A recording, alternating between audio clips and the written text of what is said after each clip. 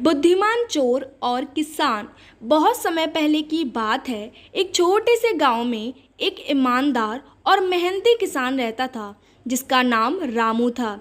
रामू अपने छोटे से खेत में कड़ी मेहनत करता और उससे ही अपनी आजीविका चलाता था।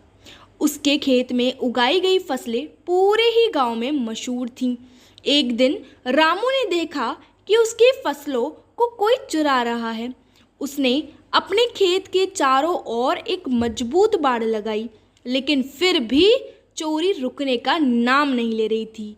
परेशान होकर रामू अपने घर बैठा सोचता है और सोचते सोचते अपनी पत्नी को आवाज देता है। अरे सुनती हो? सुमन जरा इधर आना। आती हूँ। तभी सुमन सुरेश की आवाज़ सुनकर उठती है और जाने लगती है। अरे क्या हुआ सुरेश, चिल्ला क्यों रहे हो? तुम्हें पहले से ही पता है कि एक तो इस साल की फसल अच्छी नहीं हुई है और ऊपर से अरे मतलब क्या हुआ, कुछ गड़बड़ है क्या? कुछ दिनों से पता नहीं फसल कम सी दिखाई पड़ती है। फसल कहीं ना कहीं से कटी हुई दिखती है। यह किसी जानवर का तो काम नहीं हो सकता। और एक दिन दो दिन मैंने कई दिन देखा, लेकिन हर बार फसल कहीं ना कहीं से कटी हुई होती है, यानी कि कोई चोर चुरा रहा। अरे जब तुम्हें लगता है सुरेश कि किसी ने फसल को काटा है और वो जानवर का भी काम नहीं है, तो ज़रूरी वह किसी चोर का काम होगा। और तुमने देखा है ना चोर को? हाँ, लेकिन मैंने उस चोर को तो नहीं देखा, लेकिन यह ज़रूर जानता हूँ कि फसल सच में किसी इंसान ने काटी है। अब कुछ बताओ, अगर तुम्हारे पास कोई उपाय हो तो। सबसे सही रहेगा सुरेश मेरे हिसाब से कि तुम्हें मुखिया जी के पास जाना चाहिए, क्योंकि वही हैं जो हमें अच्छी राय दे सकते हैं और हमें न्याय दिला सकते हैं। यह बिल्कुल सही रहेगा। पता नहीं मेरे दिमाग में कैसे नहीं आया।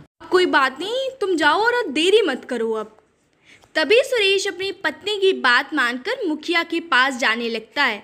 मुखिया के घर पहुंचकर मुखिया देखता है कि सुरेश उसके घर आया है और तब मुखिया बोलता है, अरे सुरेश, बड़े दिनों बाद दिखाई पड़े हो, कैसे आना हुआ आज? मुखिया जी क्या बताऊं, फसल को कोई चोर चुरा रहा है। अरे ऐसे कैसे? हमारे गांव में तो बड़े नियम लागू हैं। चोर कैसे चुरा सकता है फसल को? मुझे पता नहीं, लेकिन यह जरूर जानता हूँ कि मेरी फसल कोई चोर चुरा रहा है। मेरे हिसाब से मेरे पास एक सुझाव है। तुम्हें आज ही शाम को देखना चाहिए अपने खेत में छुप कर कि तुम्हारी फसल को कौन चुरा रहा है, ठीक है? हाँ मुखिया जी, यह सही रहेगा। अरे सुरेश, सुनो सुनो। अरे जब वो चोर मिल जाए ना, तो उसे मेरे घर पकड़ के आना। मैं देखता हूँ उसे कि कैसे फसलें चुराई जाती हैं। तभी सुरेश मुखिया जी की बात मानकर उसी शाम खेत की ओर चल पड़ता है, जहाँ पर कई घंटे सुरेश खेत में छुपा हुआ बैठा रहता है। तभी अचानक से उसे कुछ हलचल सुनाई देती है।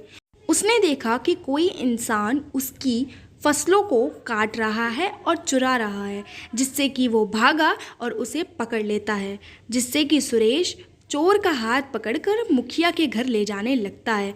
मुखिया के घर पहुंचकर सुरेश मुखिया को आवाज़ लगाता है। हाँ मुखिया जी, यही है चोर। इसी से पूछिए कि क्या कर रहा था। तो बताओ, तुम्हारा नाम क्या है? तुम रहते कहाँ हो? क्या करते हो? चोरी के अलावा कोई काम नहीं है क्या तुम्हारे पास? मेरा नाम नीरज है। मैं आपके गांव के पास वाले जंगल में रहता हूँ। अरे तुम यहाँ नहीं कि रहते हो, हमें कोई इससे मतलब नहीं, तुम जहाँ भी रहो। ये बताओ कि तुम फसल क्यों चुरा रहे थे? हमारे घर में कुछ खाने के लिए नहीं था और काम भी कुछ नहीं मिल पा रहा था, जिस कारण भूख की वजह से मेरे घर की हालत ख़राब थी और इसलिए मुझे ये काम चुनना पड़ा। अब सुरेश तुम बताओ इसका क्या करना है, क्योंकि अब सब तुम्हारे ऊपर है। तुम्हारी फसल इसने चुराई है, अब तुम ही इसे सजा दोगे। बताओ। मुखिया जी, मुझे लगता है कि इसे एक और मौका मिलना चाहिए। मतलब कि मैं चाहता हूँ कि मेरी फसल में ये काम करे, इससे कोई फिर चोरी नहीं कर पाएगा। शुक्रिया, आप बहुत अच्छे हो। मुझे नहीं पता था दुनिया में इतने अच्छे भी लोग रहते हैं। सुरेश, मैं तुम्हारे जैसा आदमी नहीं देखा था। तुम बहुत अच्छे हो। तुम मतलब उसको मदद करना चाहते हो जिसने तुम्हारे खेत में चोरी करी। बहुत अच्छा, बहुत खूब।